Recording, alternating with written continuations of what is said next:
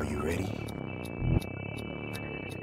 I said, are you ready?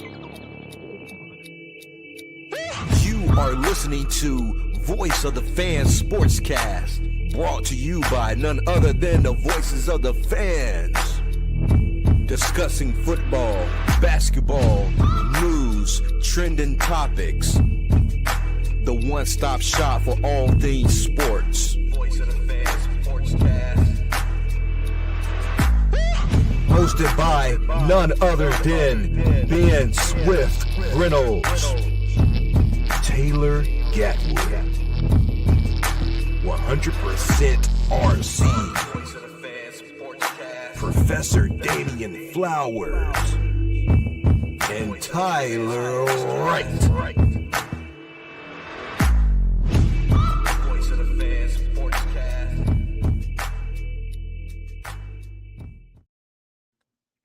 Hey guys, welcome to another episode of Voice of the Fan Sportscast. I'm your host, Ben Swift Reynolds. We have Adam with us and Dustin Bishop. What's up, fellas? What's up? Man, nothing much on this Thursday night. Shout out to the people over on YouTube, Twitch, and Instagram. We appreciate y'all for the love and support. Shout out to YNG Smiley. Thanks for the comments, bro. So what's been up, fellas? A lot of good basketball going on, especially with Bam, right? Depending on who you ask. Depending on who you ask, right? Bro, there's so much hate out there, man. That game was going on. I was like, man, just stop at 80, bro. Because they gonna hate you. They gonna hate you. And you are correct. They were going to hate them. So, man, I've been listening to Sports Talk Radio for the last 2 days, and that's all they've been talking about. It really overshadowed the NFL free agency a little bit. A lot of people pushed that to the back burner, and even the Baseball World Classic, they kind of like pushed that to the side and start talking about the 83-point game. Guess what we doing tonight? Starting off, we talking about Bam, 83-point game. So, man, the Heat. Hold on, I always forget to use my my video. Let's go on the fast break.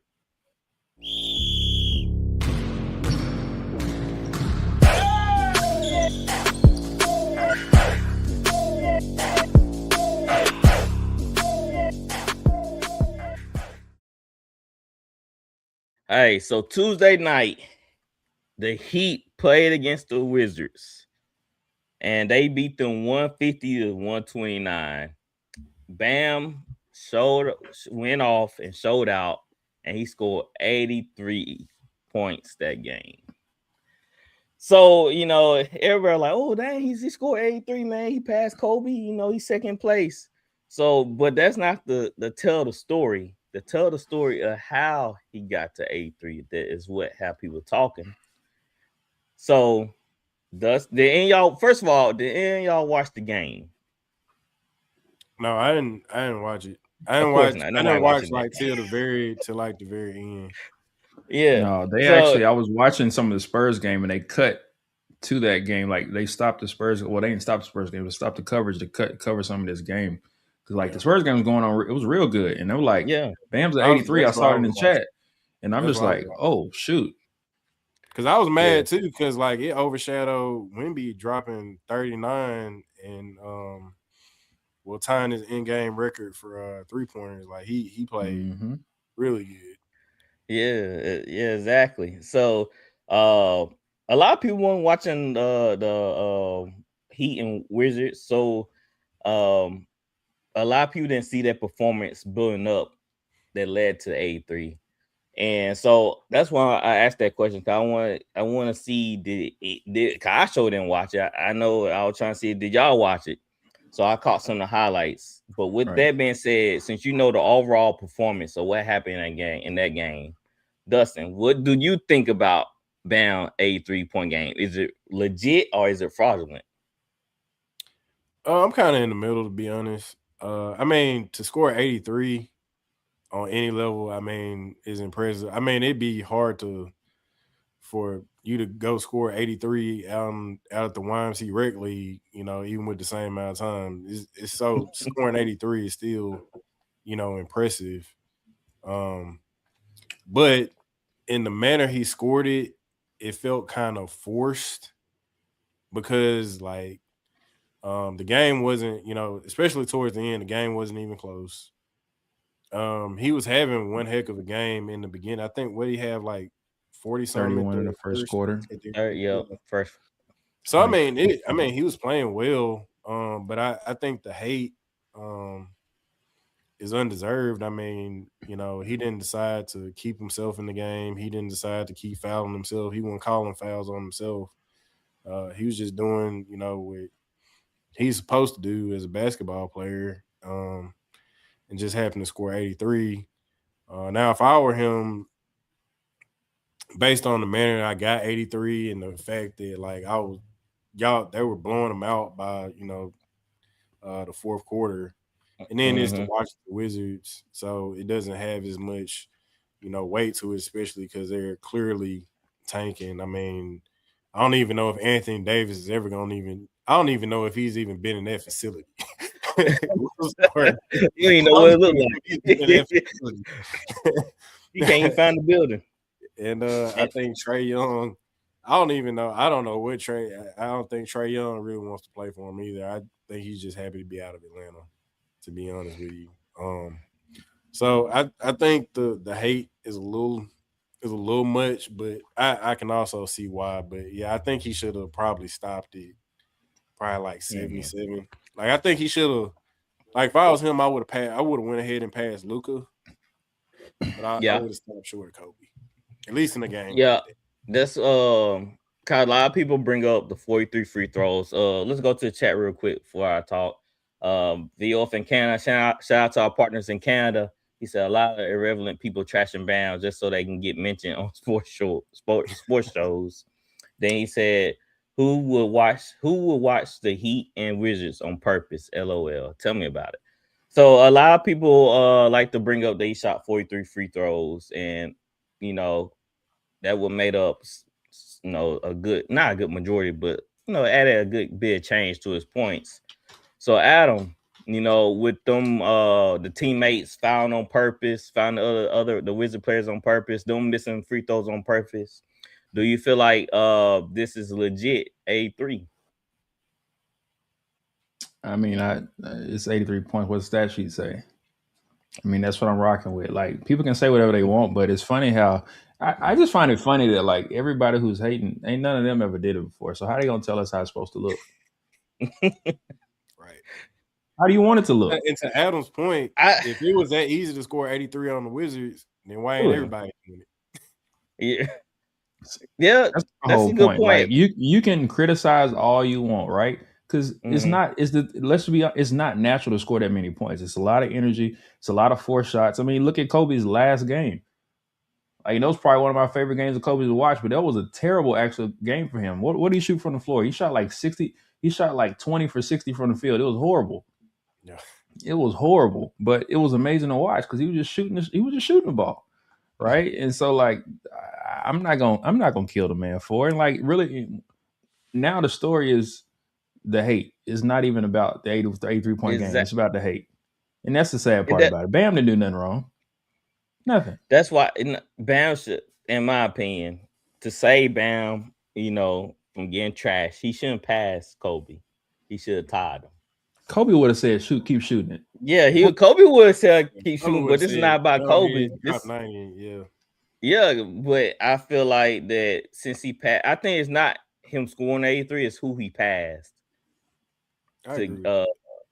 So I think it's more people upset because they saw the last minutes of how they was trying to get him to wherever number they were trying to get to his teammates. When they compared Kobe's game or Wilt Chamberlain's game, they feel like they actually went out there and got their points.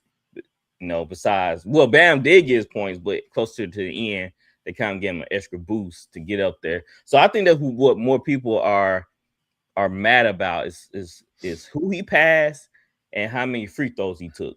43. Yeah. He set a record with the most free throws. So it was so bad that I heard that the NBA releasing investigation on the refs. So that could be interesting. Really? Yeah. So I can think see. that's I'm crazy like they I'm would with do Dustin. that I'm in the over middle. Bam's game Huh? and not for all the other stuff. Yeah.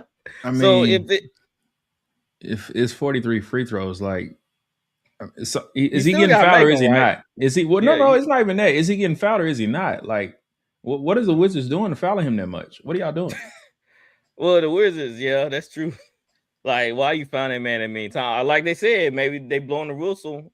The refs Like the blowing the fact that the whistle. Wizards are so bad that they are questioning the integrity of the 83 points because the Wizards are so bad. That really should be the story. The Well, you know Wizards, what the the whistle, Wizards are you that know, much trash. They investigating the refs. They investigating Bam. They investigating Coach Spoelstra. Ain't nobody said nothing about the Wizards. you know the Wizards. Right. You know what the Wizards put on that court that night, right?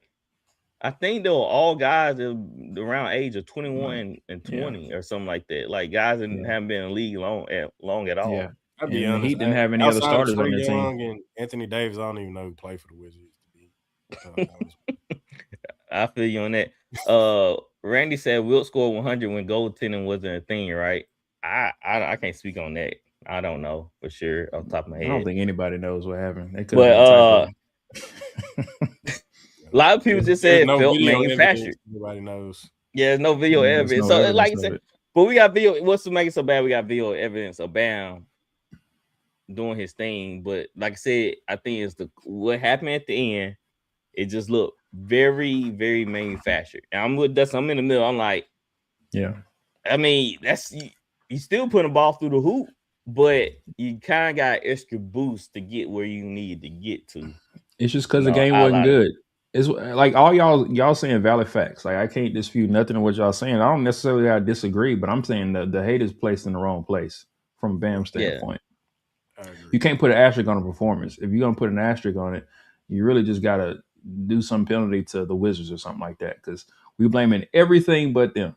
And they're the ones that let that happen. They're the one that fouled that man that many times. They're the one that let him score 31 in the first quarter. They're the ones that, kept fouling him. Like it. They got to take some responsibility for it. So my question is now, do you feel like his peers acknowledge it? Because we seen all the funny videos. I think they call RCDC. They put out their video about him scoring 83, and LeBron coming on, he just putting laughing emojis. Nobody not really. Dame gave him his flowers last night, but no other stars are just coming out and just like speaking about the 83-point game like they did Kobe, or when Luka scored with 73. Was it 73 Luka scored? Something like that. 73, 74. So it's like none of the main Hall of Famers or stars are coming out there and supporting that 83 like they should. So that's another thing that people looking at. Yeah, I agree. I think oh dang, I forgot his name. Plays for Philadelphia. Tyrese Maxey. Not Tyrese Maxey. Who's that? When he said Joel did, you said something about Joel? When he mentioned Joel could have done it, yeah. He did it more efficiently. Yeah. He did in 3 quarters. Yeah. That's what he said. Yeah. And then I forgot that coach name, but I think he said something like this. He said the free throws tell the tape. I was like, dang. I had to pull that quote of that coach saying it. So it's just like, I don't know, guys. I'm in the middle, man. I think that he should have tied Kobe. I don't think he should have passed it. Even though Kobe would want him to pass it, I think just like Saquon could have broke was it Barry Sanders record? Eric Dickerson.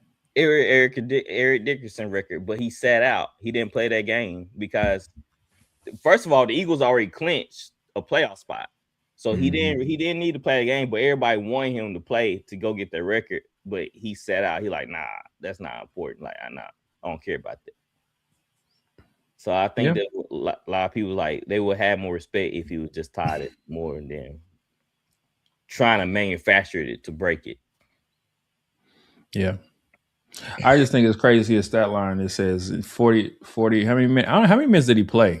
Anybody know how many minutes he played? Let me pull up his stat sheet. I had it right here in front of me. Somebody on Fox Sports Radio called him Sham. They say they'll start calling him Bam. I was like, why y'all doing this, My man? thing Like, is, like people act like, Hey, like, when you watch the game, like, though, go ahead, Dustin. Bam can play. Like, Bam was getting not a busy. scrub. Bam was getting busy. Yeah. Like if you watch his moves and watch his one-on-one game, the dude got it. yeah, he's not a scrub by any means. For real, they act like Bam is nobody. No, Bam played 41 minutes. Like Smush Parker came back and dropped 83 on the on the Wizards. Not Smush Parker, but this crazy. This Bam played 41 minutes. Mitchell played 24. Larson played 24. I don't even know. I said his name. Jaconis played 29. Gardner played 25. Then you look at the bench. Jacquez played 27. Smith played 22.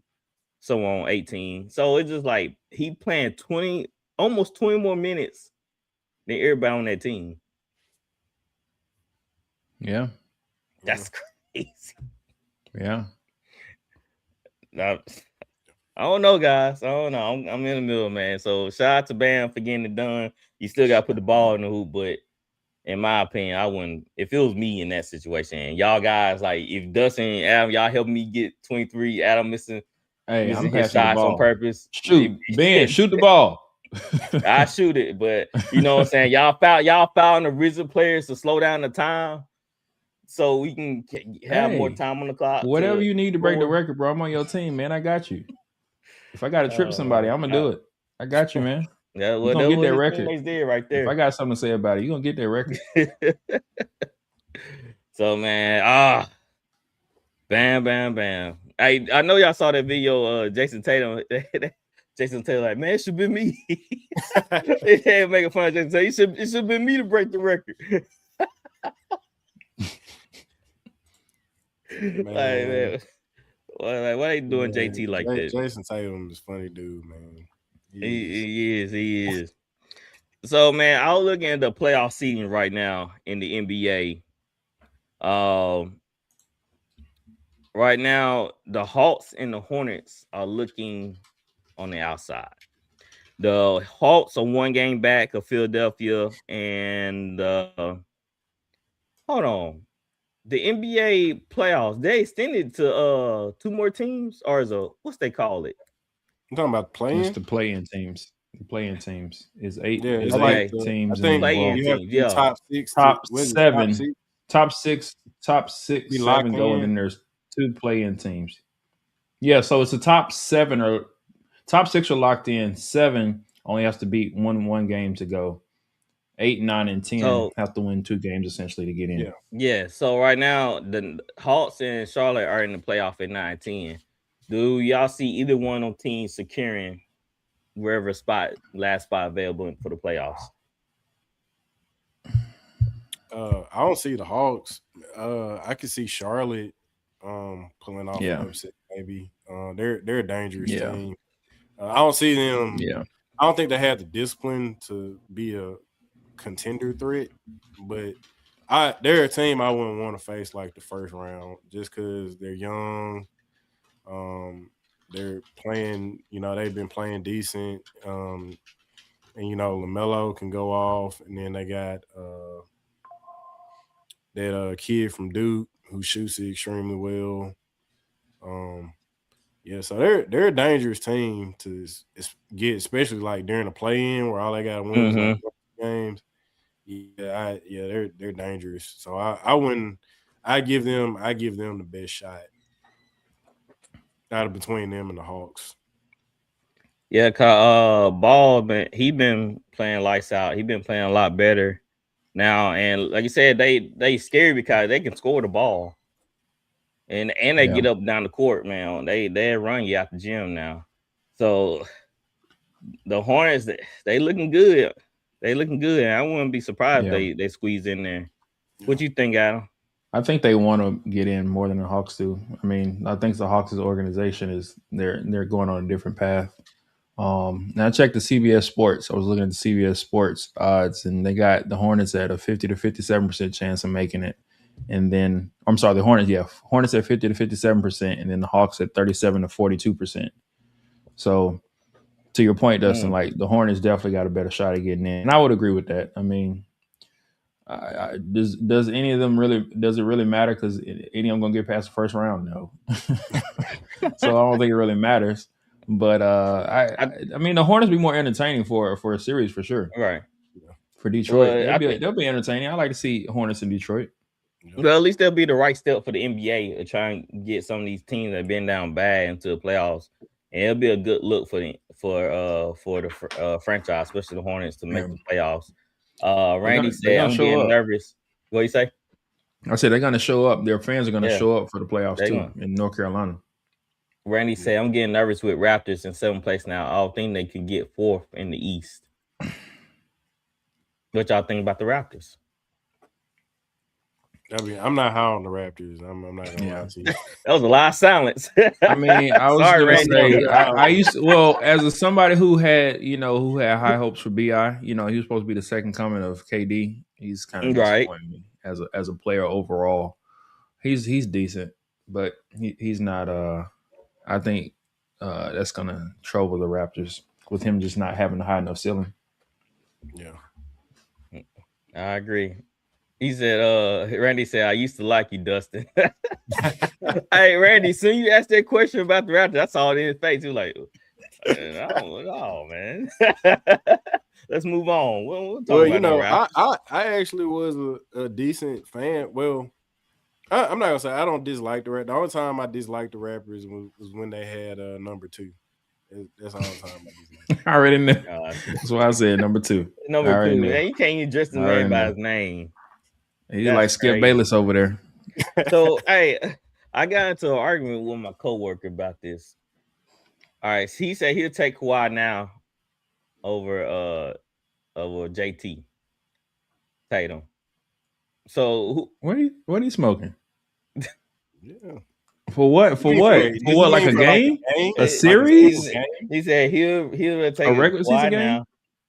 Kawhi now over talking about regular, for like from now to the end of their careers. Yes, man. You talking about one regular? If you talking about like a pickup game, like we playing one time, I agree. One time and we playing NBA 2K with the injuries off. Right. You don't gotta worry about them knees. Yeah, he swears up and say he'll build his team around Kawhi now. Cause he know what Kawhi do. He said Jason Tatum he play himself out of position a lot of times by taking bad shots. Which I kind of agree about the bad shot selection sometimes, but man, I really take Jason Tatum right now. No, go ahead. I don't want to. No, I'll just say I just really take Jason Tatum because of his scoring ability. He's 6'10". He can score from all 3 phases of the game. So age and health too. Not the last injury was standing, but like he's been relatively healthy before this last injury. And the thing is, like, what has Kawhi like? Look at his career since he left the Raptors. What has he done for the Clippers? Like, what have they really accomplished? They spent all this money. They got the richest owner in all of sports. I don't think I realized that the richest owner in all of sports. Mm-hmm. There's a whole scandal going on that the NBA gonna have to investigate and figure out what's going on with that. I know y'all know about that too, right? Yeah. Yep. So that's going to be a whole issue that's coming out with that. So, like, what has it gotten him? Everybody who's gone there and who's been really good has left. Yeah. So that's true. Now, you know what happened to that team they built? Everybody couldn't stay healthy, man. What they got put out the first round when they ran to Luka. So, like whenever there's like a scandal or something involved, like number 2, like all of a sudden he available to play and start playing well. As soon as he prove himself and get his name buzzing again, can't play no more. Yeah. What did Charles Barkley say the other day? He said Kawhi is one of the only players, a superstar, that can miss as much time as he does and come back and immediately be a top 5 player as soon as he steps foot on the court. And that is true. Like, regardless of where you have him ranked, his ability to come from injury and come back and be near his peak or near the peak of anybody who can play is pretty amazing when you think about it. But I also think it's because, to kind of Dustin's point, like, he really be hooping outside of just playing in the game. I feel like he really be practicing on his own and don't want to be around the team. because he keeps himself in peak conditioning. His he never's like his shot is off. He doesn't look rusty when he comes back. He looks like he's in peak performance, like mid-season form every time he comes back. That is true. I never really thought about that. He always look in shape. He never look out of shape. And when he come back, he always like he's always right. He's always right. He's always right.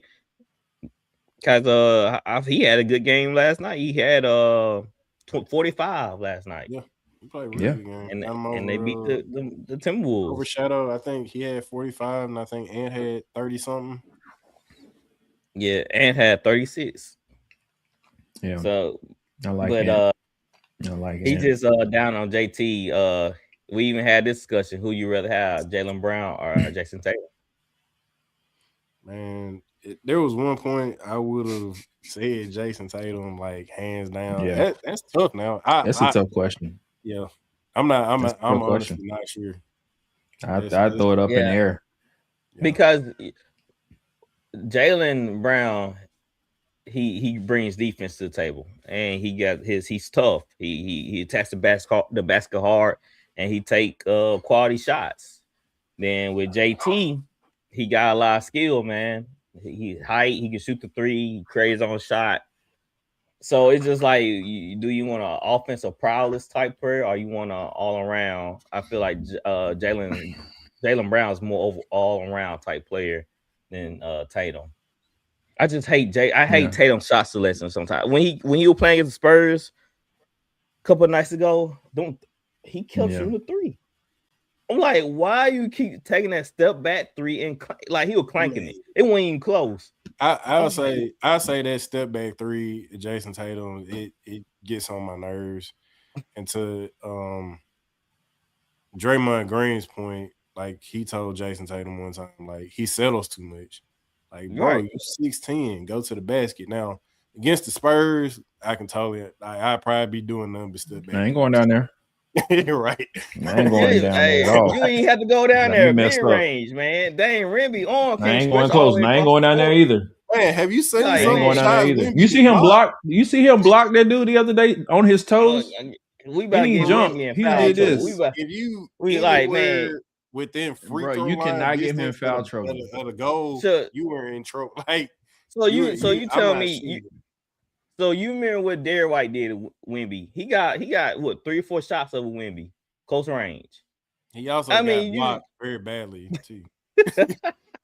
So that's what 4 shots out of 1. Man, you gotta get mid range, man. If you're not what coach say, you gotta get you an easy basket. When you're not hitting your threes like Tatum was versus Spurs, it was terrible, man. He gotta get something going, and that's what people are frustrated about. That he's selling for a shot coming down court where he can come up a little bit closer and knock it down, man. Wemby was nowhere near him. He could have came up a little bit closer instead of taking that step back 3 and clanking it. So he shot an air ball at halftime, going into the house, shooting another 3. Mm-hmm. So it's just like Jalen got grace, man. He's just coming back. He's just coming back. Give him some grace. Yeah, we're still on top shooting 3s. Then he just come back ACL tear. Like Stephon Castle, he a tough dude to get buckets on. Like he is. And you know who I give a lot of credit to? I was watching him play. 6'7", got some weight on him. Like yeah, he ain't the easiest person like to just get to the basket on. So I give him some grace yesterday, but yeah, he does. He do it all the time. Yeah, he does do it all the time. That's true. That's true. So we saw Luka and the Lakers win big. AR playing like a Luka type, another Luka type, man. He's scoring on his own. Adam, man, what should the Lakers do about LeBron? They can't really do nothing about him this season, but what about next year? Yeah. I mean, I don't want to see him go just because he's an all-time legend. Like he is who he is, but I mean, for us to mature into who we need to be, especially because Luka's our number one focal point, which I have mixed feelings about, to be honest. It's we have to. We can't have both of them. It just doesn't work long term. Well, it doesn't work in the short term either, because the problem is you have 2 ball dominant people. And I know LeBron's played off the ball like he has, but he's not as effective as he would be on the ball. Right. He also, neither one of them are defenders, and they both take up a whole bunch of the cap. So you can't even pay anybody who's a really good defender because AR is not a defender. You got Marcus Smart. You're relying on Vando and Bronny. Like that's who you got as your defenders, you know. So we need defense, man. That's our team, and that's what we need. So we need Jaylen Brown, to be honest. We can get him, we be straight. I know that's right. Dustin, man, what do you think Lakers should do with LeBron going into next year? I put it like this: if Cleveland make a playoff run, LeBron gone. He should have left last year. About what to do with him. He's gone.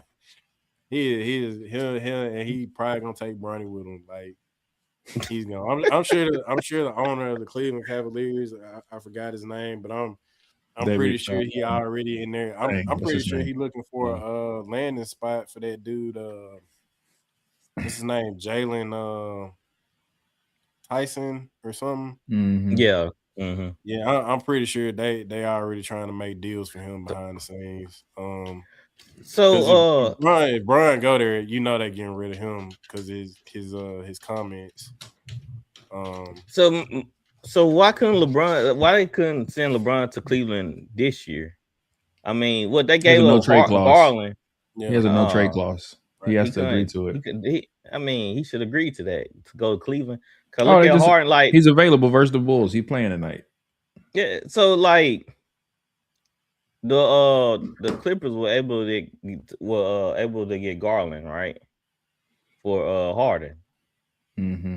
So I was like, man, I'm pretty sure I would have done that trade, like send LeBron for Garland. LeBron got to agree to it. I agree. Well, I feel like a big reason why Bron is in LA is because of all the other stuff he got going on with the acting and all that. So it's easier for him to handle like the business side, while playing. And I think the only reason that he would leave is if he thinks that he can possibly get another championship.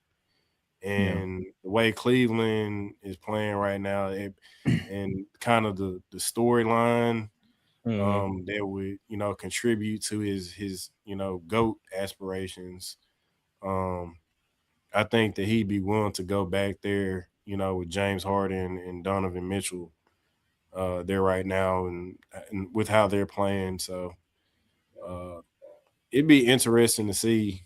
But yeah, I think the only way he leaves is if he sees a possible championship opportunity in Cleveland, or if he sees a possible championship opportunity in playing with Steph, because he's been vocal about like wanting to play with Steph. So of course he want to play with another great. That's what he do.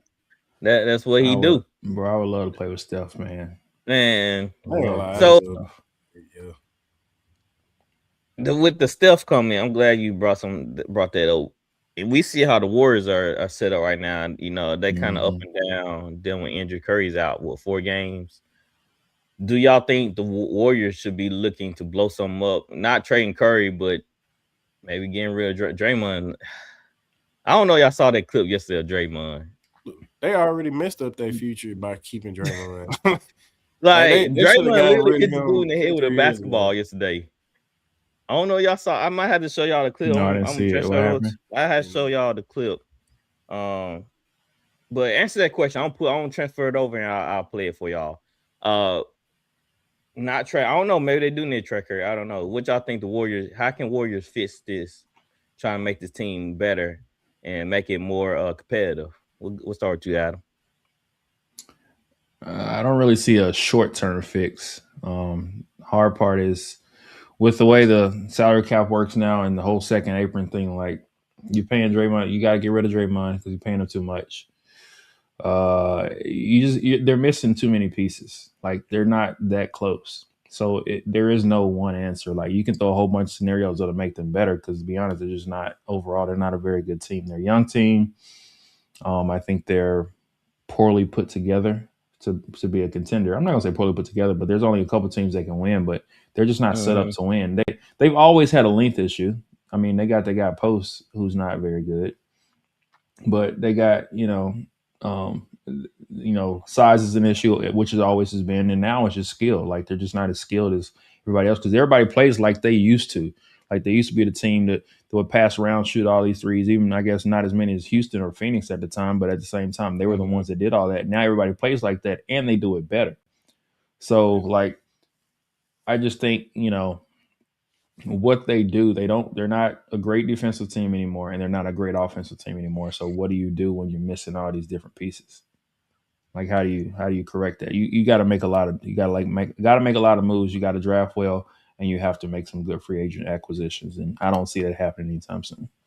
Well, they used to draft well, then all of a sudden Steve Kerr stopped wanting to develop people and give people playing time, and so they start trading away young assets for older assets, which is crazy.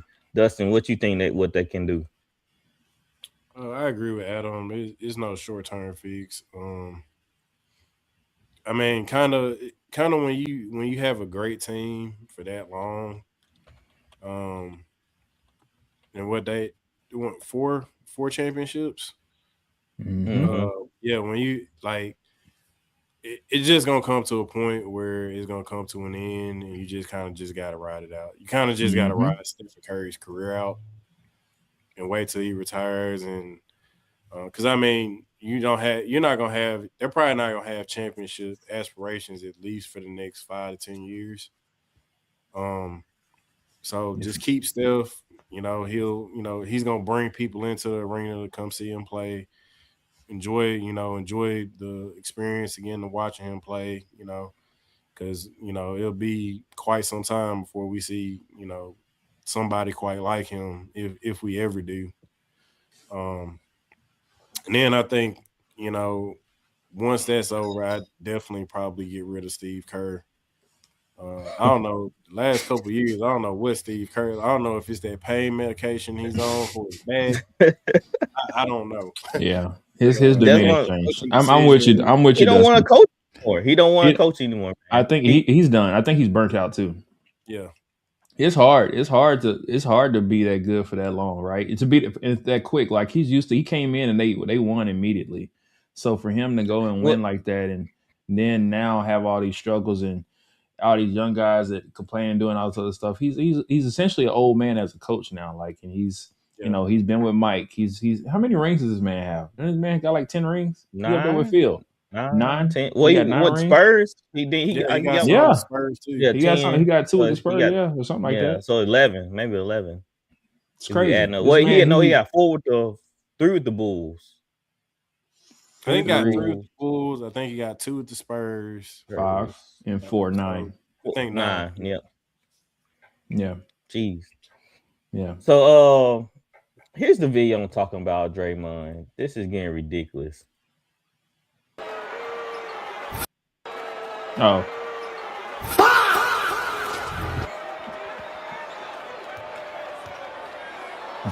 I did see that. Like at some points, somebody gotta knock him out. I'm gonna just say somebody gotta knock him out, bro. It's too much money on the line. These boys ain't finna square up like that. Unless it's Isaiah Stewart. Isaiah Stewart give him that work. Oh yeah. I would look to me. He's ready to throw away his whole career. He'll do it. Look. I'm trying to tell you. All right, somebody just gotta hit him one good time. That league ain't gonna spend the person that hit Draymond spend it for a long time. They probably get about 6-7 games. They're like, all right, don't do it again. Because this is ridiculous. Yeah, funny. I'll tell you what, I feel like if Golden State cut him, nobody would pick him up. I think his career would be over. I think the only thing keeping him in Golden State is Steph, personally. That's not true. If somebody pick him up, it'd just be for a lot less than what he's making now. He means a lot to that team. Like, well, he meant a lot. He meant a lot to those. He meant a lot to those winning teams, and now he even said it. Like, I don't know if y'all listened to that podcast he did with Skip. It was actually really, really good.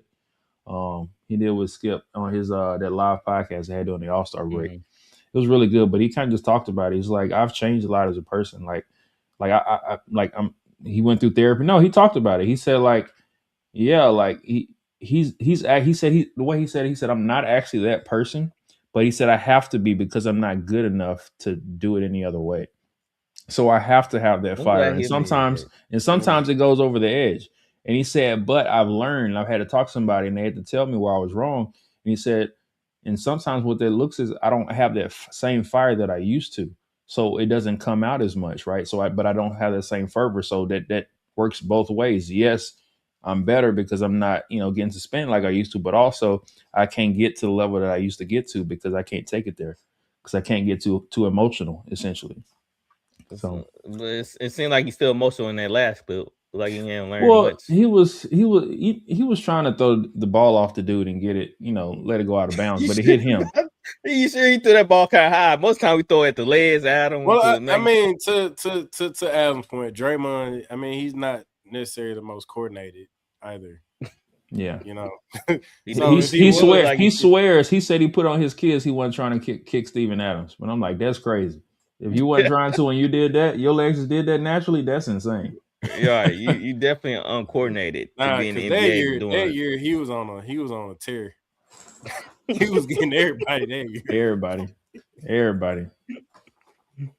All right. So I have a quick question. Something to give y'all something to think about. I saw Anthony Edwards, his all-time starting five. Y'all want to hear him? Yeah. Well, he had. See, I think I still had the photo. He had Curry at point, himself at the 2, Jordan at 3, KD at the 4, Shaq at the 5. That's a dirty list. That's a nasty list. Dustin, if you had to put together an all-time great list to create a dynasty, who would you pick? He gonna choose all Spurs. Hold on, did he choose Curry? Did he choose Magic? Did he choose Curry? Timmy on there. Curry. I'm throwing okay. Timmy. Yeah, he throwing all the Spurs. I'm throwing Timmy on there. But now I'd probably go Steph, Kobe. Oh, Steph over AI? Come on. Ooh. That's crazy. Dude, that's crazy. I never thought of that. That's crazy. Hey, that's y'all know crazy. AI. Y'all know I love me some AI. My all-time favorite player to watch. And if you ask me who would I rather go see, man, is AI 100% of the time. But realistically, man, AI ain't messing with Curry. Like he ain't messing with Curry. Curry just a threat. Because like Curry he doesn't have to have the ball. Mm-hmm.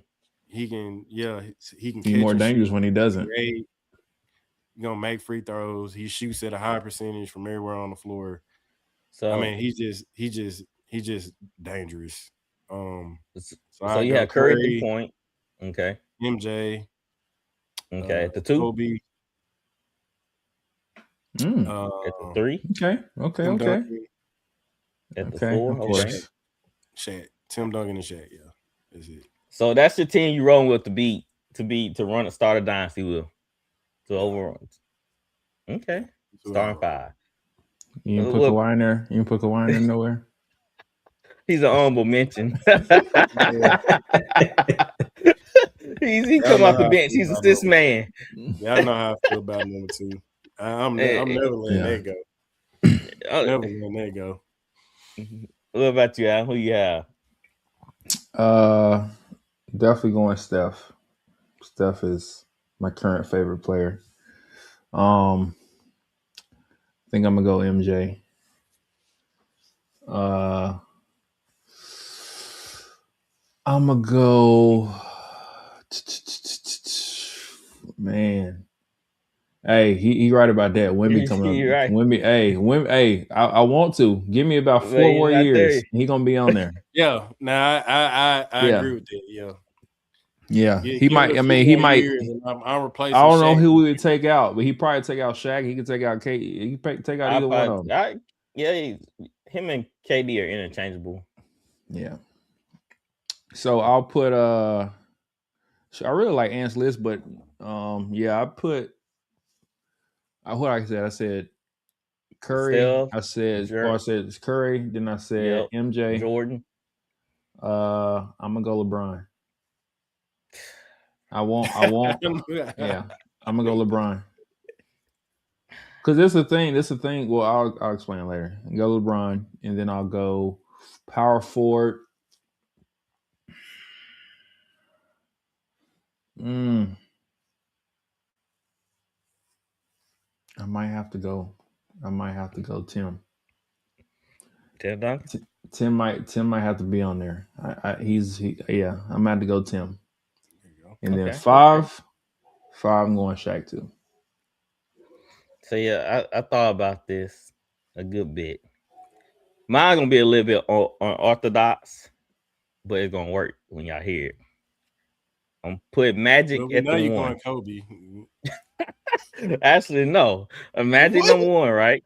You're not going Kobe. That's crazy. Look, to me, I want to go Kobe too. Kobe, one of my favorite players, but yeah. Like I'm going. All right, here it is. Magic is number one. Curry's two. Putting Curry at my shooting guard. I'm putting Jordan at 3. I'm putting KD at the 4. And I'm putting Olajuwon at the 5. Can't go wrong with that. On the offense side of the ball, Curry and Magic, it don't really matter because Curry's more like a shooting guard anyway. And Magic that's why I put LeBron on there, because I mean I got LeBron over Magic personally, so that's why I put LeBron. It's LeBron and Magic are interchangeable to me. Nah, I need somebody that won't cry to the refs every time someone don't go his way. So I don't need no stoppage in my fast break. Because LeBron on the other end arguing with the refs or flopping around. You sure you're not just watching Luka? You sure you're not just watching Luka do it? I'm sick of that. Hey, that's as a Lakers fair. fan, I'm sick of that. I can't stand. Can I say this? I'm sick of that. As a Lakers fan, I'm tired of Luka. I'm sick of that. I'm tired of his antics, bro. Speaking of Luka, one thing I did agree with KD on is like the European players coming over here and doing all that flopping and not playing in the All-Star game. They started. I fully heartedly agree with KD on it, because like Luka is so good, and like it's really offset by like how much he whines and complains. Like I hate watching him play now.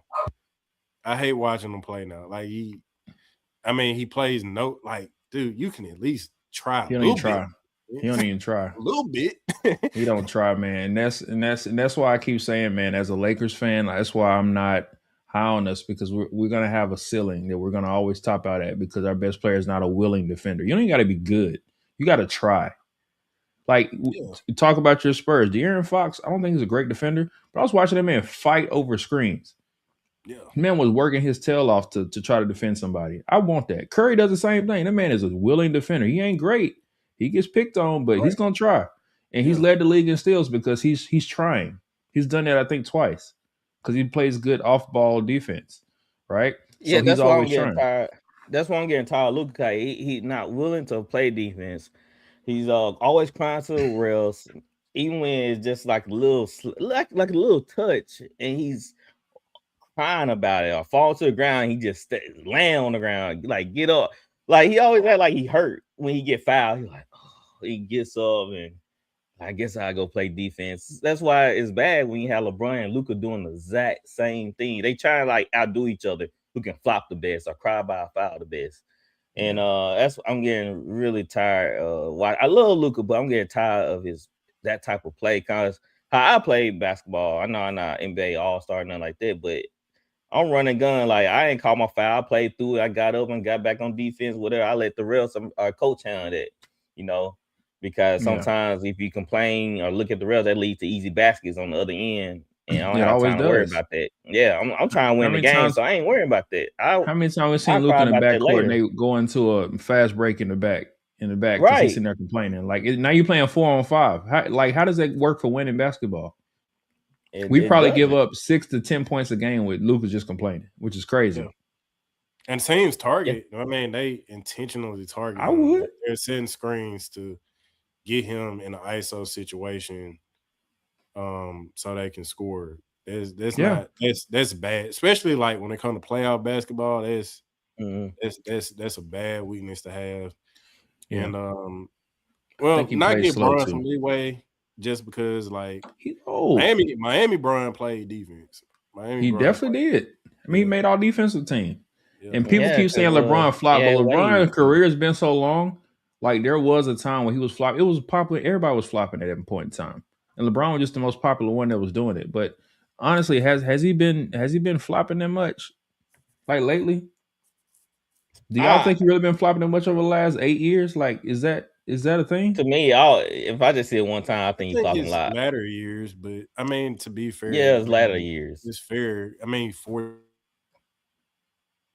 You muted Dustin. Oh, hold up, y'all. He right somebody talked to. Okay. Yeah, I think that he started flopping in his later years. But he did a little flopping in Cleveland, but not as much as he's doing it now. He did a lot.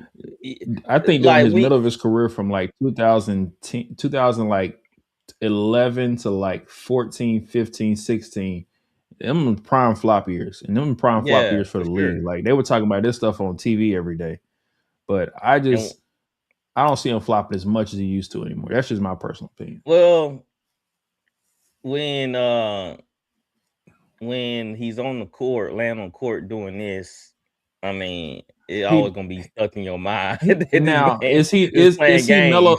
The question is he melodramatic? I agree. Yes, he is. Yes, he's melodramatic. He don't sit there and cry and hurt, but that's when the play is dead.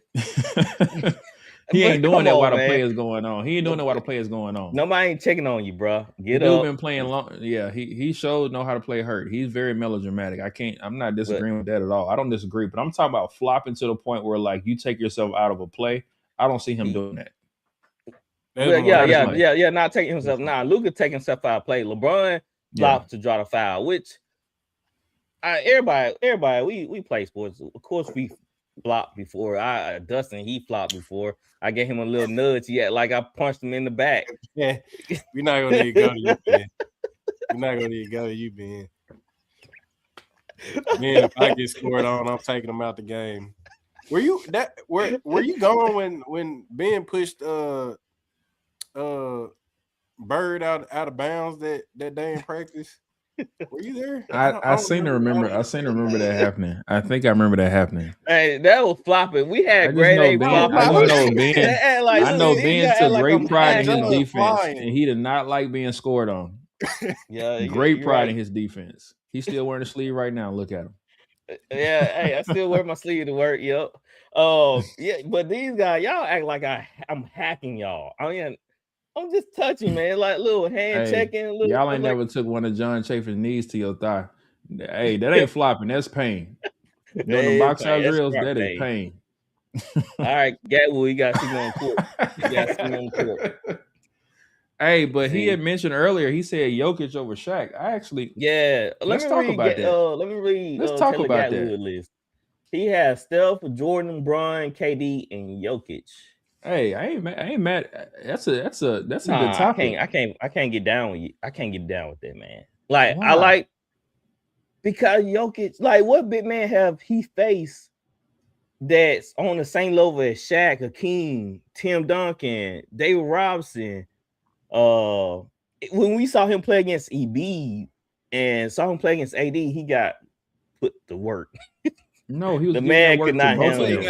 He was working. AD was killing him. But he ain't on for defense. He worked AD. He worked AD. Yeah, and he worked Embiid too. Embiid just worked him too. Yeah. In that finals, AD was Jokic couldn't do nothing with AD, and he was tearing him up. So you try. That's why I'm saying like if Jokic had to turn around and play defense and he got to guard Shaq, he gonna be out the game. He gonna foul out. It's just mad. I don't think Hakeem. You think Jokic gonna guard Hakeem? I mean, they're gonna have him on him. It's a size matchup. Yeah, he's gonna be on him. And I think Hakeem can stop Jokic. Nah, I like ain't nobody. Can't nobody do no way, Jokic. You know, I've never seen this. So if David Robinson guarding Jokic. So if David Robinson guarding Joker, you don't think David Robinson can do it? Because guess what? Jokic can pass. Jokic ain't standing down there on the block. Yeah. That's not his all game. That man bringing the ball down the court. True. David Robinson ain't picking up 94 feet. I'm gonna tell you that right now. I just don't. I don't. He's not athletic enough to guard Shaq or Hakeem. All right. Nobody's going to remember. I think you have an anti-European bias. No one. Nah, No I one should have an a anti-European bias. No, he's good in this era, but if you play in He is the great.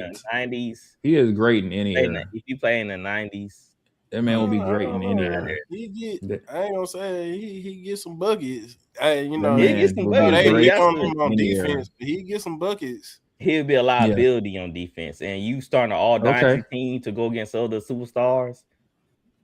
I mean, Shaq was known for his defense. Shaq was known for fouling people. No, Shaq was known for defense. It was plenty of time he swatted balls away. How many offensive defensive teams he made? Shaq. He made any all defensive teams? Yeah, I don't know. That's a good question. I don't know. That's a good question. Nobody really talked about that, but he was a rim protector. He definitely was a rim protector. No, because he was fouling people. He talked about he touching people up. I mean, he even said that. He even said like he would, if you came to the rim against him, he would purposely that's great defense. Push as hard as you can. That's great defense. To me, that ain't great defense. He just big. Nah, he being a bully. What he is. To me, that's in the message. Don't come in here, boy. You better think twice. Before you come down this lane. He was second team all defense year 2000, 2001, and 2003. See? Okay. All right. I stand corrected. Randy said, how effective is Shaq at 12 feet or further from the net? Not at all. But you don't need him there. That's what you got Steph and everybody else for. I mean, he's pretty much 100% effective. 100%. I'll be honest, guys. I don't hate Joker, but I feel like some of this stuff is kind of watered down. Bro, did you not see that man go 40 and 15 that game? No defense in this era, man. I can't get down. I feel like this stuff is like what Gatwood posted is watered down. With today's NBA, I feel like a lot of this comeback. It's slowly making a comeback just because there was a lack of it for so long. I think it's making a comeback. Like you got the Thompson twins. I think especially like Spurs win a championship. I think that a lot of people were gonna try and take their model because I mean, like Adam was saying, like even though De'Aaron Fox probably is our weakest defender on the court, like he's still out there giving effort. Like he not a traffic cone. Yep, you're gonna have to work to get around him, and he quick too. So name all the best centers right now in the league. Wemby, we got Jokic. I think Jokic. We can stop there. Jokic and Embiid. Is Embiid playing? No, we don't count Embiid. Let's not do that. I'm counting Embiid because dude's legit. No, when he play. No. Who win? When he play? When is that? He play.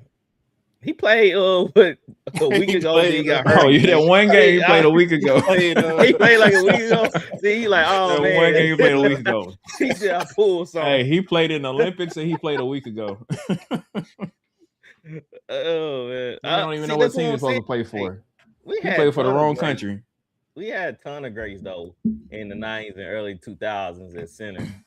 So we did. Like, but that was it was a different game because like our centers then were like they had to be centers. Yeah. Now you don't get as many points for shooting two. So, oh man, you know what I heard on Colin Cowherd? Apparently the NBA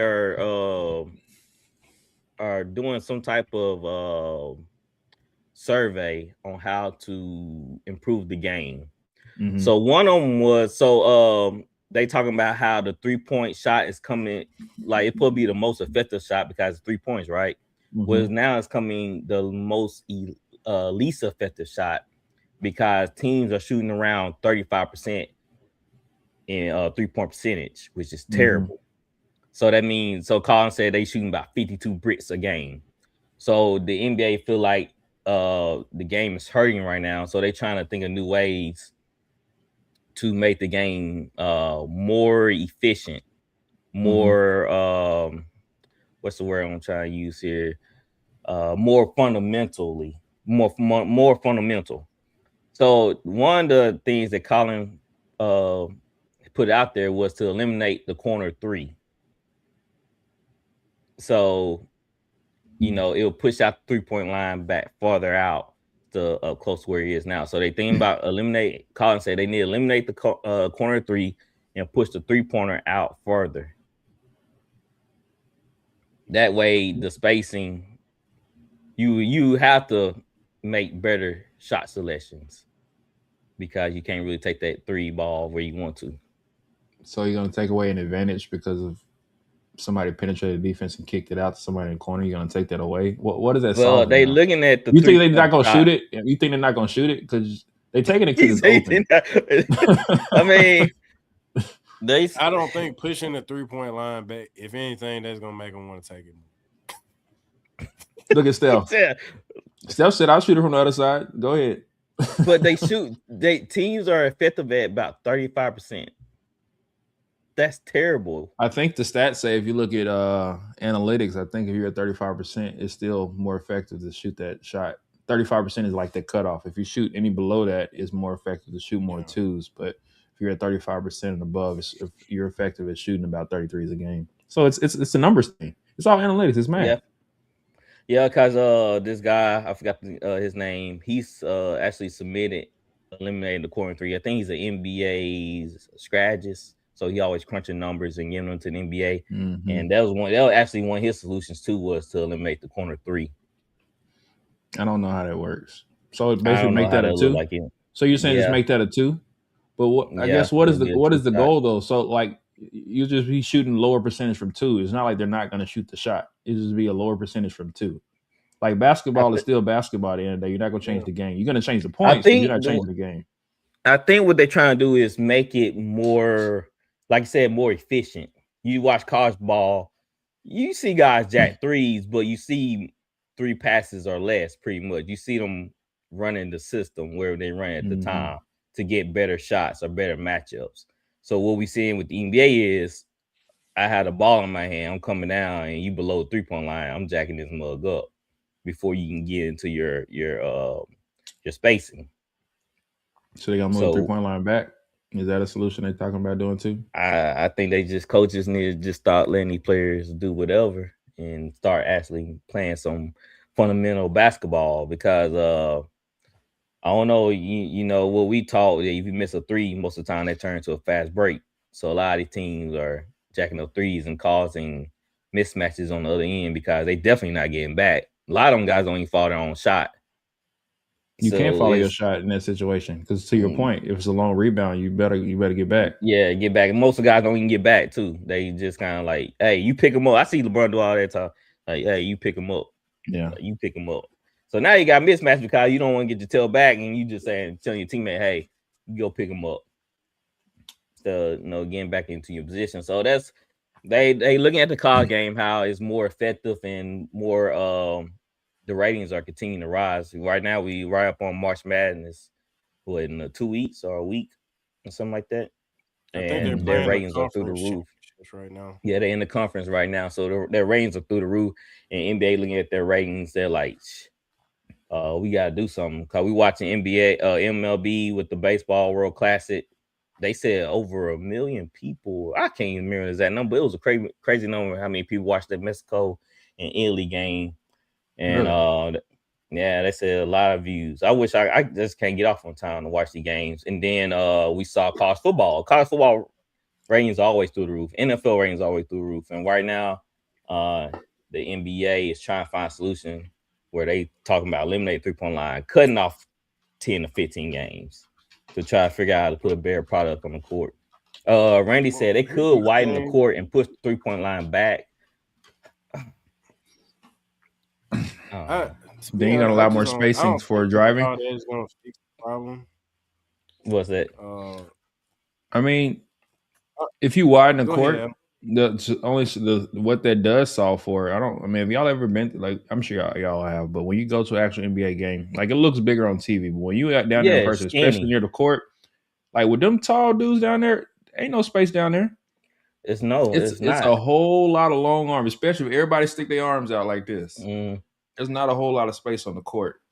So if they widen it, maybe there's more cutting lanes and stuff like that. Maybe that's a solution they may want to explore, like treat it kind of like soccer, Oh yeah, it's interesting. I listened to that on the radio today. I was just like, I didn't really think about them trying to eliminate 3-point line. I knew about them kind of cut the games, the season games, to about 10 or 15 back, but NBA they trying to figure out something to do.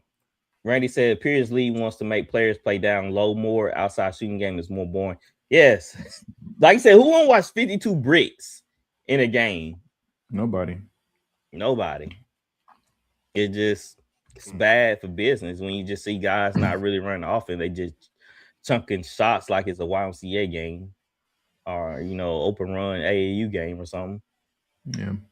I think that I don't know. I think that the NBA they try to implement that run and gun game on everybody, and it only really worked for a few teams. Like in the 2000s, like that type of game, it worked for Phoenix, and it looked good, but they had the personnel and the coaching, to implement that type of game. Same thing with kind of Golden State. Yeah. They had the tools to do that, but not everybody can do that. And it looks, and when you got people doing it that shouldn't be doing it, it looks like a crappy product. Well, for me, I think what helps out the NBA is create more rivalries. There isn't any bad blood between teams. Most of the guys are friendly. Most of the teams are friendly. Back then, we had Lakers and Spurs. I used to love that time because Dustin seeing Derek Fisher hit the corner three on him to advance was magical. Man, that look you shot, bro. Anyway, 0.4, baby. I need to get a sign. I need to get a sign in the back to 0.4. Like, there's no rivalries. The closest one now is brewing is Spurs and OKC, Nuggets. Oh yeah, Wemby got it because Wemby don't like Chet. Yeah, Wemby so not like that dude at all. maybe we had more rivalries. Like he won't even mention his name in interviews. Like if somebody asks him about Chet, like he will immediately defer something else. Like I think there was one interview, like they asked him about Chet. He immediately started talking about SGA. Like I didn't know Wemby didn't like Chet. What happened there? You can't stand him. What happened? He just I don't know. Something like in high school they had like that I guess world tournament or mini Olympics type thing. Mm-hmm. And like I think that when the USA played France, when they were in high school, Chet won. I think Chet won the MVP, and Wemby was hot. Wemby did not like Wemby was hot, and I think it stems from kind of what went on when they played each other when they were in high school. That's good. That's good for the game. Rivalries like that. What we had one with Luka and the Timberwolves. I mean, him and Ant going at each other, and then Luka and Devin Booker. So it's just like they got to do marquee. They have to do marquee matchups and promote it better. Like, Lakers versus Celtics, Snipe, blah blah blah. To bring back they gotta go all in like the NFL. The NFL they bleed into that rivalry jump. They rivalry week. I think that starts with it starts with the owners and like essentially for lack of a better programming these players when they get to your franchise. Like, okay, if you're like if you're Broncos, you hate the Raiders. Like you just know you do, right? That type of thing. Like they don't do that in the NBA. Like all intents and purposes, before we grew up, it was Lakers Celtics. Like that's not even that's not a rivalry anymore. The last time it was when Kobe and Paul Pierce and all them were playing. So that was the last time it was a rivalry. But like that was a huge rivalry. Like, but you had the Bird Magic thing going on, and like now you just don't have that. I mean, now I guess Bulls you could versus Nets. Yeah, Bulls versus. I will say if Jason Tatum for whatever reason winds up not being on the on the Celtics, I could definitely see a Jaylen Brown versus Luka type conversation happening, and Jaylen Brown welcome that. I know that's right. There's only a few players that welcome that type of stuff like that. Yeah. Randy said Knicks Pistons could get hype. Yeah. Oh yeah. Yes, sir. Yep, that could. Yes, sir. Gatwood said LeBron's rival really was Steph, and now he wants to join him. MJ would never with Isaiah. No, he wouldn't. He didn't let him on. That's what I'm saying. Like team. That's what Barkley is really saying. He said, "I want to join that superstar because I want to beat him," and that's how you create rivalries. Like I want to beat that guy. I don't want to join up with him. He joined Houston now. That was later in his career, though. Come on, don't use that. Old man. That's the why you like the same thing we saying about LeBron. LeBron about to be 42. What we saying? Nah, LeBron have his reasons. I got a question. I got a question for y'all. Mm-hmm. If Steph won one more championship over Bron, where y'all putting Steph? Are y'all putting Steph over Bron? Of course. Are y'all putting him on over Bron and what? You put Bron over in the greats of all time? I mean, I got LeBron. LeBron's number 2 in my book already, and the Steph is in my top 10. I don't know where in my top 10, but LeBron's number 2. So I don't. How does Steph pass him? 2. LeBron is 3. It feels up to me to be 10, but it is up to you. This is your list. It is up to you. It's up to you. No. I gotta give him flowers, so I put him at 3. But I'm putting Jordan and Kobe. Jordan at 1, Kobe at 2. I don't think you can legit. I mean, what argument you got for putting Kobe over him other than he got one more championship? It's a clone. Kobe is literally Jordan in another uniform. That's it. It's just a clone version. So in my eyes, it's really just 1A and 1B. That's all I see. What are you looking at it though? Because your stats don't match up with what you're saying. That Kobe was better than LeBron. Stats don't match up, and I'm a Kobe fan. That's like I love Kobe. Stats don't tell the whole tale, Adam. It don't tell the whole tape. I mean, that's why LeBron is still playing now, because he know he'll never surpass Jordan. In his own mind, he know he'll never surpass Kobe. So he says, "Shoot, I gotta get something over these guys." So he padding stats all the way through. He trying to write his name in every stat category. So when somebody say, "Oh, LeBron's number 1," like he must be the GOAT. But when you watch the tape, when you watch these players play, you're like, nah, Jordan, the way Jordan moved, his aura, the way players feared him, that's why I have Jordan number 1 and Kobe number 2. Because Kobe, he wasn't trying to be friends. He wasn't trying to be buddy.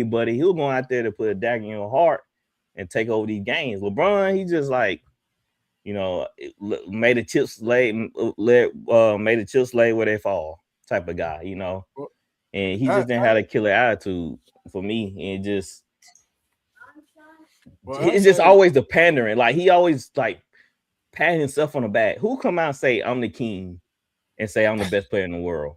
That's what the stuff I'm talking about. The self-proclaimed boxers do that, but yeah. Athletes and individual sports do that. But I get what you're saying. Who? The Antichrist do that too, Adam. So we going there. We going there. Wow. We going there.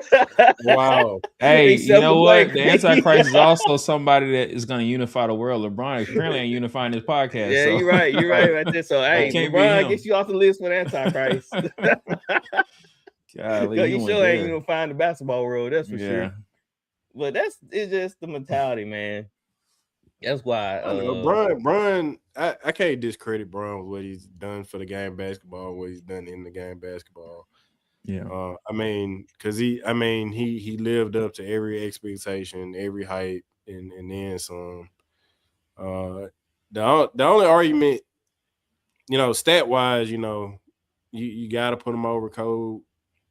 But I mean, based on what players who had the opportunity to play against, especially like a prime Kobe and like a young LeBron, most of them are gonna say like, playing against them, they're probably gonna pick Kobe, at least from a lot of the interviews I hear.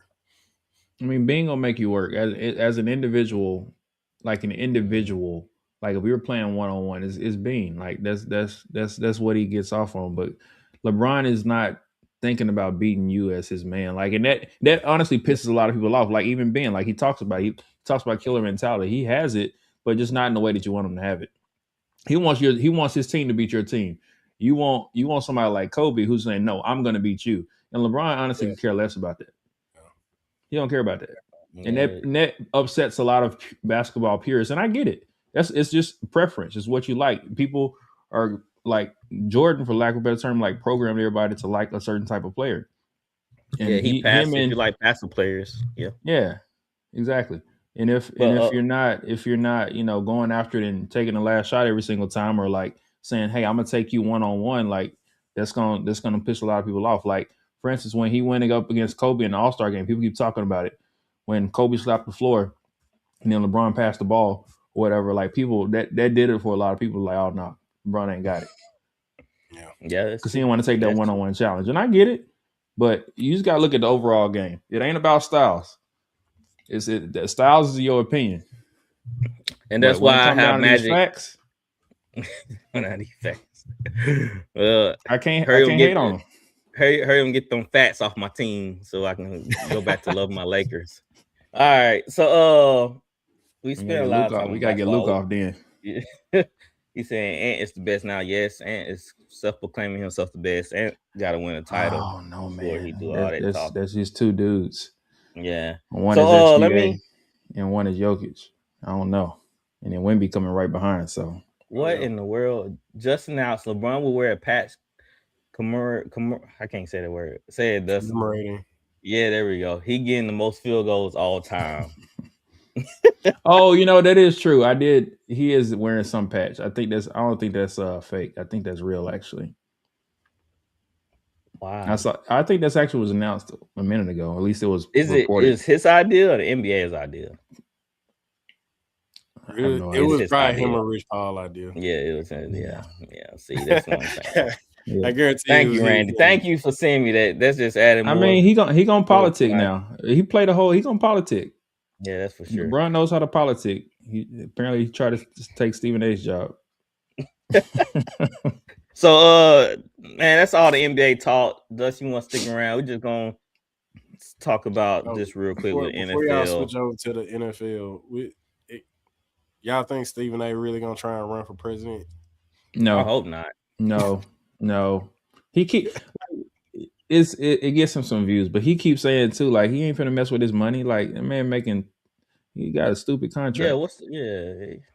He ain't for what? What's the benefit of running? I mean, unless he's like, people run for politics. I firmly believe, especially if they already have money, it's an egotistical thing. It's a egotistical mindset. You got to be a narcissist. I mean, we're saying that now, so right. It's not a money. I don't see it. So, Adam, the news broke today. Kyler Murray signed with the Vikings. Good signing for them.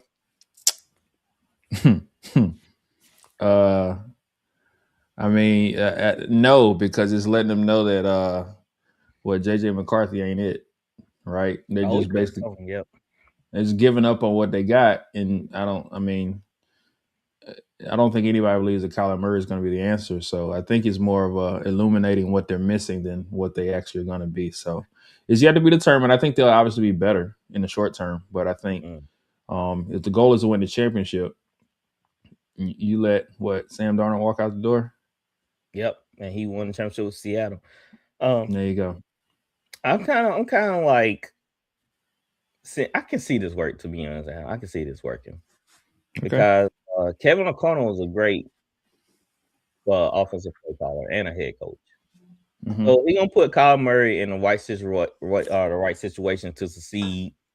Yeah, and it's not like he comes to a team that's badly constructed. No, Minnesota, they have a good team. They have the right pieces. They got a good O-line. They got a good defense.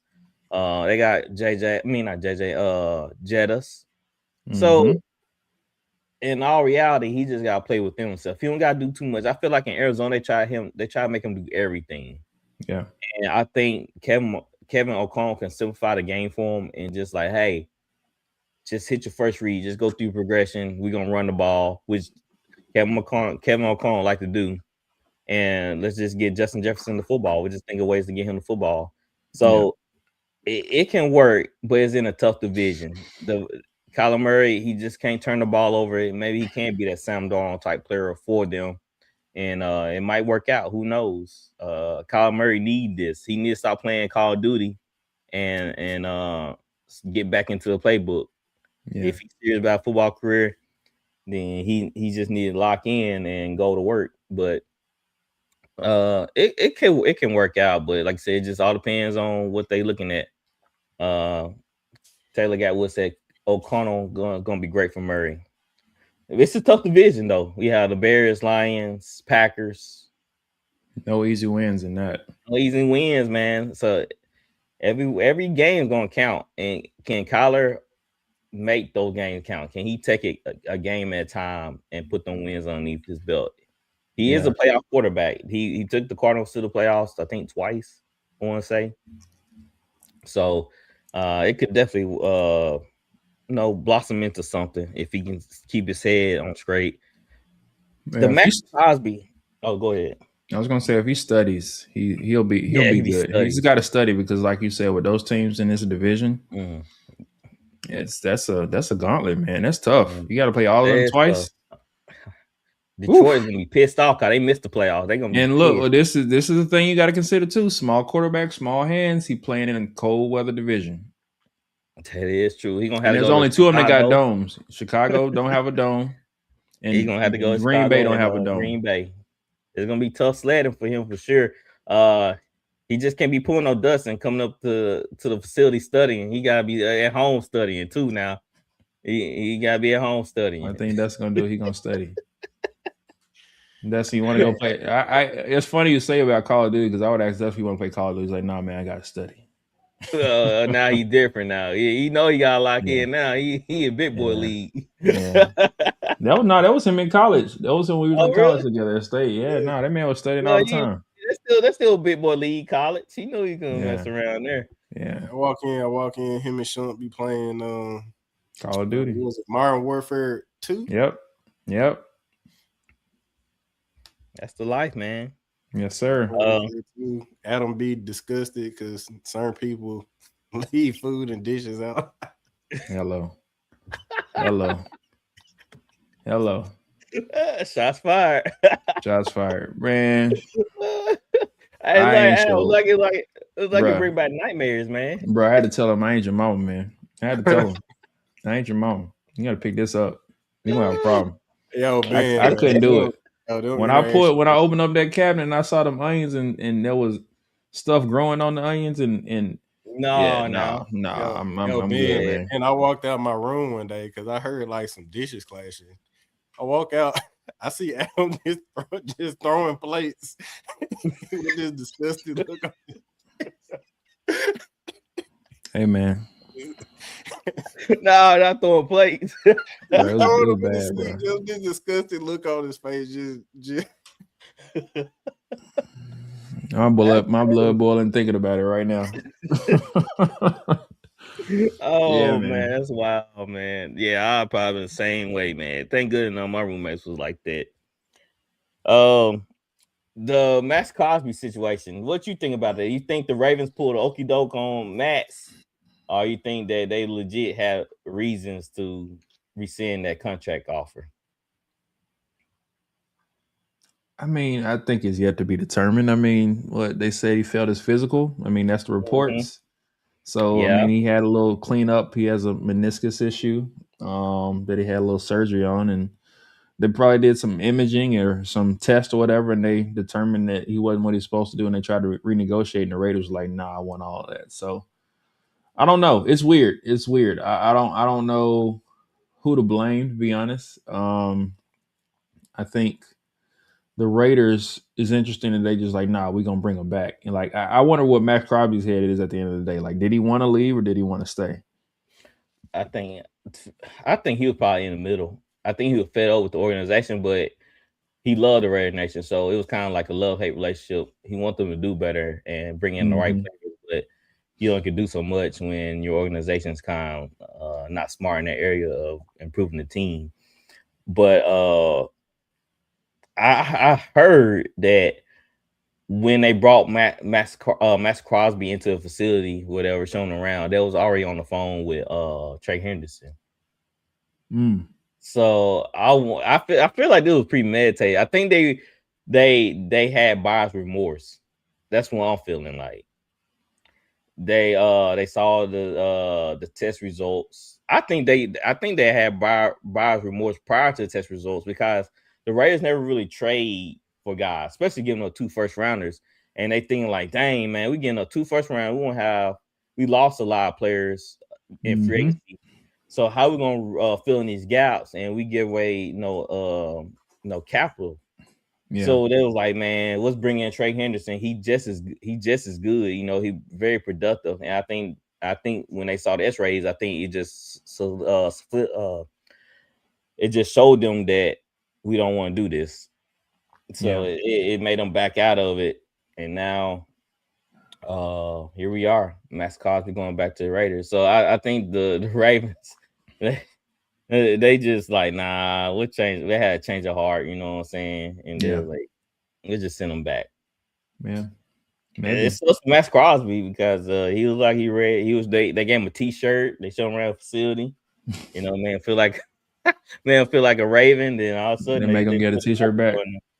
Yeah. Like, hey, I need that t-shirt back. Keep the t-shirt. Keep the t-shirt, man. So it's like, yes. I know Lamar Jackson, man. I wonder how he's feeling right now with the organization. Is he ready to dip out? He may about to make $300 million. Yeah, that's true. But how long is he going? You pay me $300 million, I'll smile every day if you want me to. What do you want me to do? What time you want me to show up? Well, he they about to pay that man. He came out and said that he would play for the Miami Dolphins 2 months ago or something like that. It was like the whole. Is that where he's from? He's from Florida, I believe. I think is he from Florida? I believe so. He played at Louisville. Where is he from? I want to say Florida. He seemed like a Florida type guy. He does. I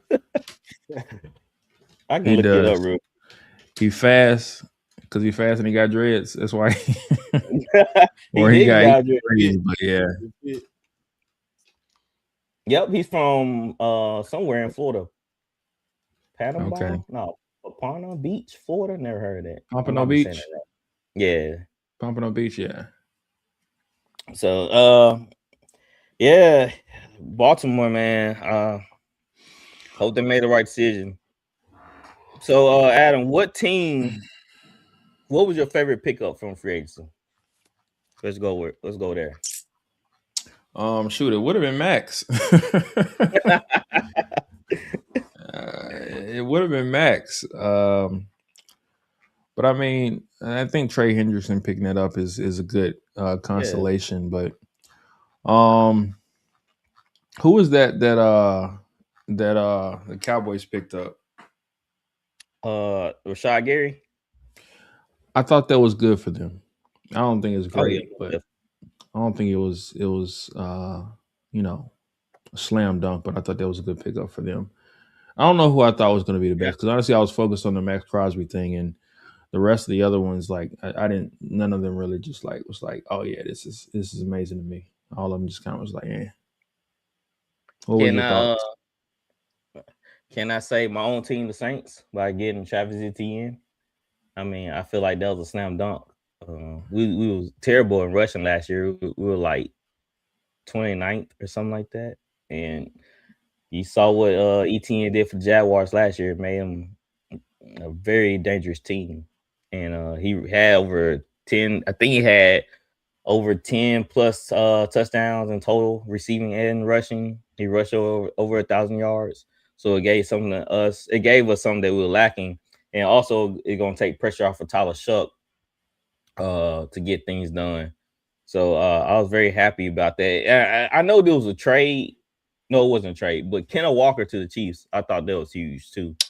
Yeah, I will agree. That actually was a big one. Yeah. That was Kenneth Walker the third. That actually was really big. I do like that a lot for them. That actually was probably, yeah. It actually gave them a legit running game besides Pacheco. Gatwood said Texans had solid free agency too. Yep. Y'all did. Y'all got a lot of things that y'all need. Y'all add some more defensive pieces as well in O linemen. So it's just. What about Mike Evans? What about Mike? I did like Mike Evans going to San Fran. Yeah, I like that too. That's huge. I think he still got a lot in the tank, and especially with that receiving core, which been through a lot with Brandon Ayuk sitting out, Debo leaving, so it gives them a sure-handed, bit tall target, which they're gonna be very good for Brock Purdy, and Chris McCaffrey. Take some low off Chris McCaffrey. With him running the football, by them getting somebody in the passing game that be more reliable than what they have. You know what that means, though? I think for Brock Purdy, I think he might have a higher pick season coming up because Mike Evans is going to go for it. You got to get him. You got to get him down the field. He's not a slot. He's not. He's not going to be in there like Debo was. Like you got to get him the ball down the field. Yeah, gadget guy. You got to take. You got to take risks. You got to take risks with that. Which you need, but you're gonna have, it's gonna show us if Brock Purdy is really that dude. In my eyes, I don't think Brock Purdy is that dude. I think it's the system. Cause we saw Matt Jones come right in and produce the same way. So y'all tell me y'all having the same guy come in and be just efficient as Brock Purdy. Then like I said, it's the system. Shout out to Kyle Shanahan for getting his quarterbacks in the right situation. But it's gonna be an interesting season. Baseball World Classic. I know Randy brought that up. Anybody watching the game? I think he said Canada and USA playing tomorrow. He said Canada's going to come back in baseball after the US shatter us in Olympic hockey. Lord, I hope it. So we got baseball. We got Canada versus USA. I might watch it tomorrow if I get off in time. Plan on getting off in time. We are brought to you by Bet Us. We got your game. Where is my card, man? I gotta get organized. So place your bets with Bet Us. Win big. College basketball is winding up. We have college baseball going on. Hockey. When did WNBA start up? Well, they might not be starting up. They're playing in the qualifying. I think the Unravel qualifiers or something right now. You talking about with Unravel, right? No. Unravel finished. I think they finished like a week or two ago. Now they're playing in like a qualify because they're supposed to be playing Puerto Rico today or tomorrow. I think the WNBA, like the USA women's team. Oh, okay. I was like, yeah. I don't think they start. They don't start till May. They don't start till May. Yeah, they don't start. Well, they might not be starting till May. They still. You notice how their ratings have dropped over the last couple of years. Caitlin came in, they peaked, and now last year and then this year. Well, I ain't trying to be sexist or nothing, but they start talking. Hello. I'm being for real. Like this. If there's any women watching this, they coming for you. I'm telling you.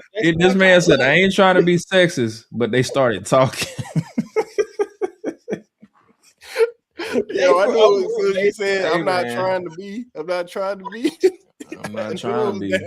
but you got to stop talking. Hurt their own brain. It's the truth, man. Anytime when you start flapping your gums about something, especially about money, then people gonna start looking at your performance, start looking at the product. If me, I'll pay them. I feel like some of them should be millionaires, but they should do it like NIL. Pay you for what you're worth. Everybody else spend for yourselves. Like Caitlin, Angel Reese should definitely make a couple million a year. Yeah, she should. Caitlin should be making a couple million a year. They're mad at Caitlin for not being more vocal, but Caitlin doesn't have any reason to be. Well, yeah, she got her getting plenty of money from Nike and all these other different sponsors. Like, what they want her to do? Mess up her bag, for real. Just for the sake of everybody else. Like, see, that's what I'm saying. When they start talking, they start messing up their money because how you go after Caitlin, who bringing in dollars for you, who got you? They want they won't admit that she got them charter flights. They won't admit that. They're like, well, it was in the process. Nah, it seemed like none of those talks were going on. And she got you charter flights and everything. And so I think it's the complaining. I'm just not saying them just talking is what setting them back. It's them complaining. Mm-hmm. It's setting them back. It's not them talking, it's complaining. Yeah. Because now they're not promoting the game. They're just complaining about what they don't have when they just need to go out there and work and get it. Yeah. Well, y'all still hadn't turned a profit. Still hadn't turned a profit as a league. Like at the end of the day, like y'all got to start there. As a business, you got to have a profit. I don't know any business where you don't have a profit and you sitting there trying to ask for more money. You don't. You're net negative. Yeah. Yeah, she is coming. She's coming for all of us.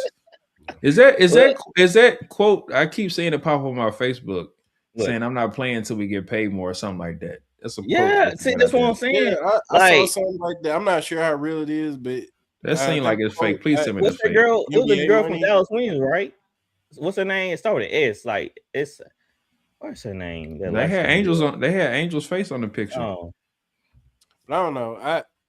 My whole thing is like this thing where they think they should be getting NBA money. Like that's just unrealistic. It's unrealistic. The NBA didn't have NBA money until now.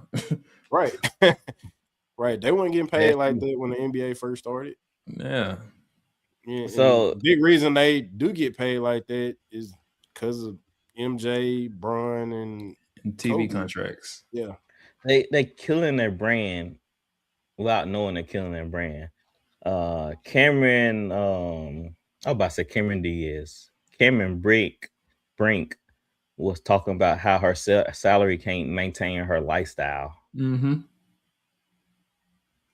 But stop living that like you don't have to live that lifestyle. No. Like, I think she's saying that she has off the court money that she's getting that's helping her maintain her lifestyle. She's making a statement. It's fact. She can't and that's the truth. I mean, but she's not playing in a product that's making a profit. So she can't live off that money like the way she wants to. Her lifestyle is different. She wants to buy all these clothes. She wants to be flashy. She probably wants to go on trips. She got to get sponsorships for that. And she got it, but she just said her salary won't support it. But I ain't trying to live out above my means either. I know what I can work with. So, I mean, that's the point. That's something called adulting. It's something called being mature and not being materialistic. You know. And then Cameron Brinks too. You know, she grew up. I mean, you know, with a little bread too. Because then she Steph's god sister or something like that. Yeah, something like that.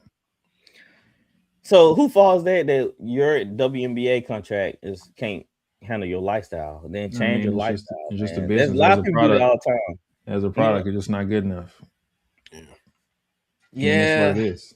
I got a lot of people that follow the podcast and stuff. So a lot of female athletes too. So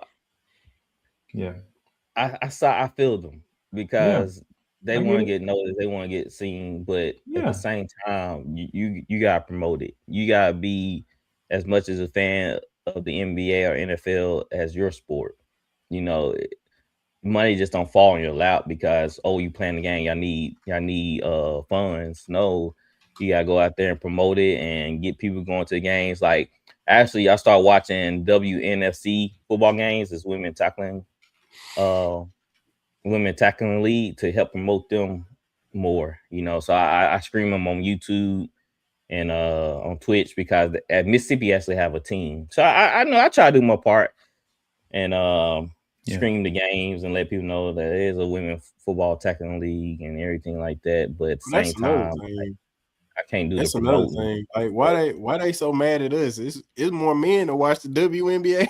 Literally, I just researched to see what the demographics were. 55% male, 45% female. So to answer that question, like, and it's probably not the ones that asking the question. They probably are watching. The ones that are saying it are probably watching it, but they need more casual women to watch it and support it. And my sister's been in a couple of NBA games. She made some comments about the crowd and how it is.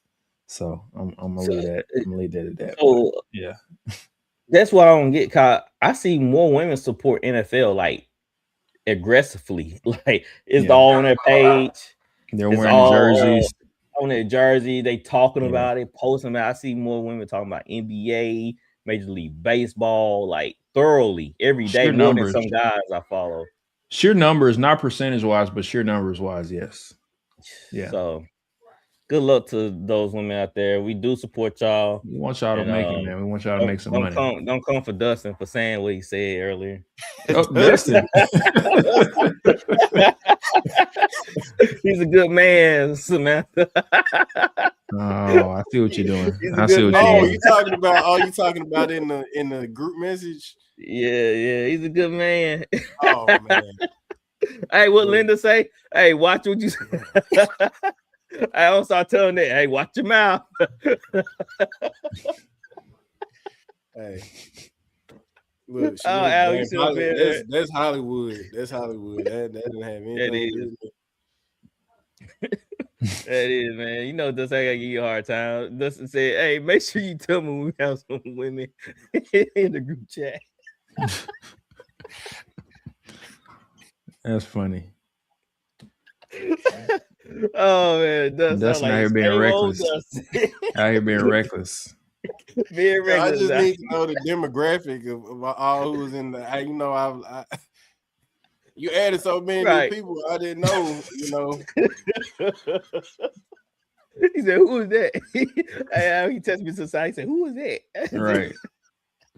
Hey, you got to know before you pop off. You don't want to offend nobody. That's respect. Oh man, it's good. It's funny, man. It's funny when stuff like that happens. Does guy he be shocked, boy. He's like, "What?" But yeah. Hopefully the game grows, and can't wait to see what happens next. So shout out to all the women athletes out there. Go get your bread. We rooting for y'all. Man. All right, man. Good show, guys. One question before we go. Mm-hmm. Both you and Adam. Why do y'all think that women's college basketball? No, appreciate that, Garwood. Why do y'all think that women's college basketball tends to garner more attention than the WNBA? I say this because there's women that actually attend the university, so it's like school pride. I'll say. Okay. Yeah, it has a longer legacy, right? So you know, UConn basketball team, dominating in South Carolina, like that's legacy. Like you got men and alumni who were supporting it because of their school. So you got natural allegiances to that. Like ain't nobody falling to Chicago Sky. Like it's not really a legacy team. Like they've been around but just they've only been around for 25, 30 years. But right, the organization. But you would think the same concept would be the same for the WNBA, just like I would say Chicago Bulls. Yeah. If you grew up in Chicago, you're a Chicago Bulls fan. So if you why isn't the people that grew up in Chicago room for the Chicago Sky like that? Like you think they'd gravitate towards anything Chicago.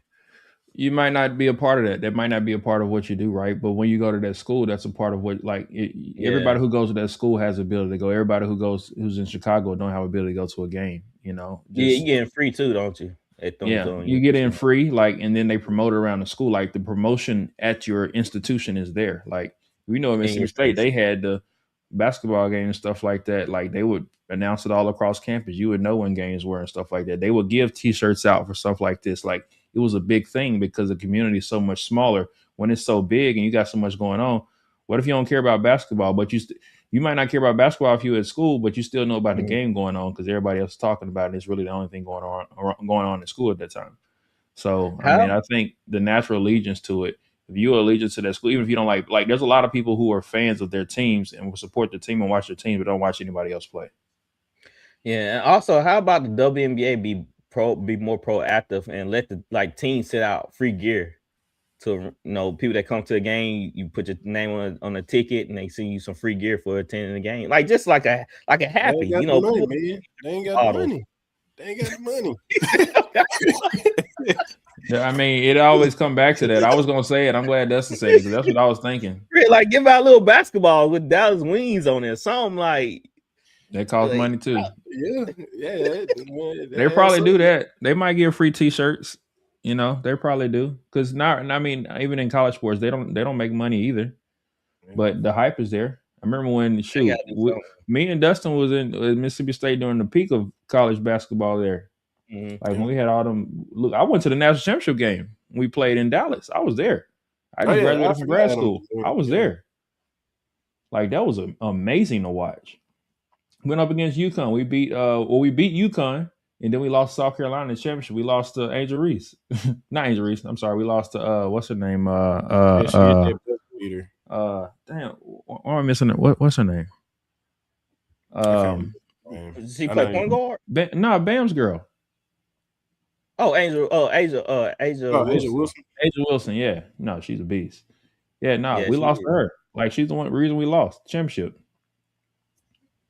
So, like, I was around during that time. Like, women's college basketball is really, really good, and there's a lot of really good players out there.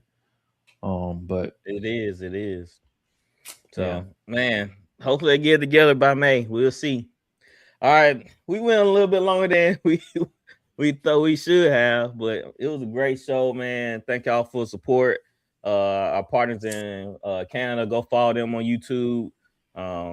Thank y'all for tuning in on Instagram and Twitch. We'll be back next week with some more NBA, some more NFL, and we might have a special guest Tuesday. So stay tuned for that. All right, guys. Until next time, we out of here. All right, man. Y'all take it easy. Yes, sir. You too, sir. Man.